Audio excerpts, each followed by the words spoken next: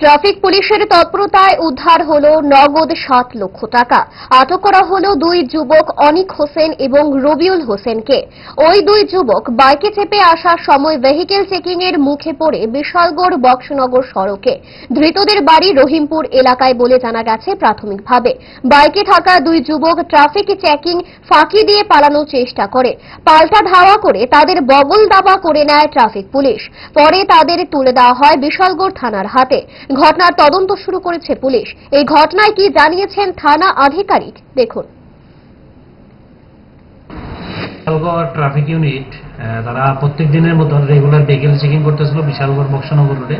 তখন একটি বাইককে তারা সাইন দেয়। তো বাইকটি সাইন অমান্য করে যাওয়ার পথে তারা বাইকটিকে আটক করার পরে তাদেরকে জিজ্ঞাসাবাদ করে তাদের জানতে পারে তাদের বাড়ি রহিমপুর, যার নাম রবিউল হোসেন।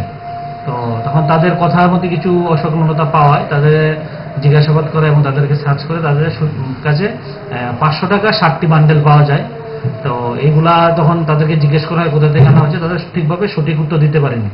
তো তাদের সাসপেক্টেড হওয়ায় ট্রাফিক ইউনিট তারা তাদেরকে থানায় নিয়ে আসে। এখন আমরা এটা জিজ্ঞাসাবাদ করছি টাকাগুলো কোথা থেকে এসেছে।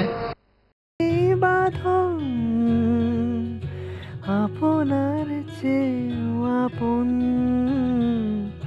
জুড়ে থাকে বাঁধন, আপনার চেয়েও আপন।